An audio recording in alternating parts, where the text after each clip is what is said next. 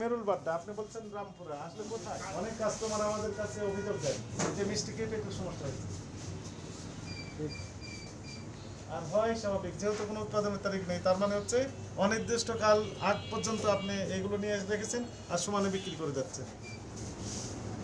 ওই মালের যে ডেট স্যার, ওই লিখবে স্যার আপনি হয়তো একটা পরে নিয়ে যাবেন যখন খাবেন। লাইনে এক বছর শুনেন। এটা জানা ছিল না তো এই জন্য ফোন দিয়েছি।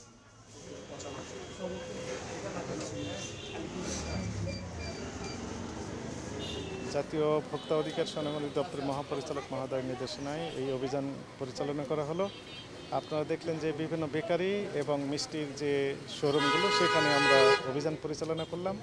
এই মিষ্টির শোরুমগুলোতে যেগুলো মিষ্টি এবং দই বিক্রির জন্য সংরক্ষণ করা রয়েছে, সেগুলো উৎপাদনের তারিখ নিয়ে আমাদের কনফিউশন ছিল, অর্থাৎ কয় তারিখে এই মিষ্টিগুলো শোরুমে এক্সিবিশন দেওয়া হয়েছে, কতদিন যাবত এক্সিবিশন দেওয়া হয়েছে।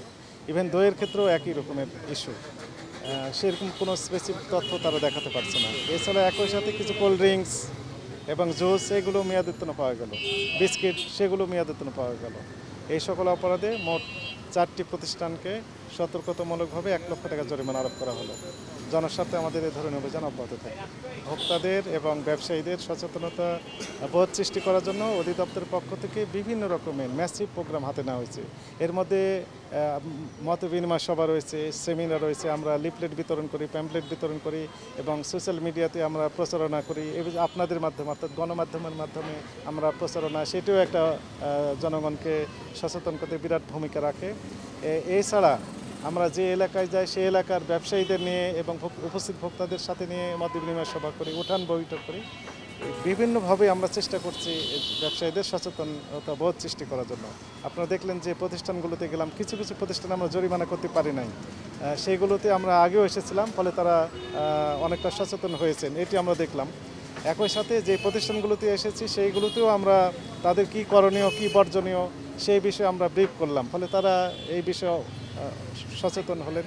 এইরকমভাবে আমরা চাই যে পর্যায়ক্রমে সকল ভোক্তাই এবং সকল ব্যবসায়ী সচেতন হবেন এবং ভোক্তা বান্ধব পরিবেশে তারা ব্যবসায় কার্যক্রম পরিচালনা করবেন, এটি আমাদের প্রত্যাশা। স্পেশালি মিষ্টিগুলো সুন্দর করে স্তরে স্তরে সাজানো আছে এবং ডেকোরেশন বেশ সুন্দর, কিন্তু সেখানে উৎপাদনের তারিখ মেয়াদোত্তীর্ণ তারিখ থাকার যে বিধান ছিল সেগুলো দেওয়া নাই।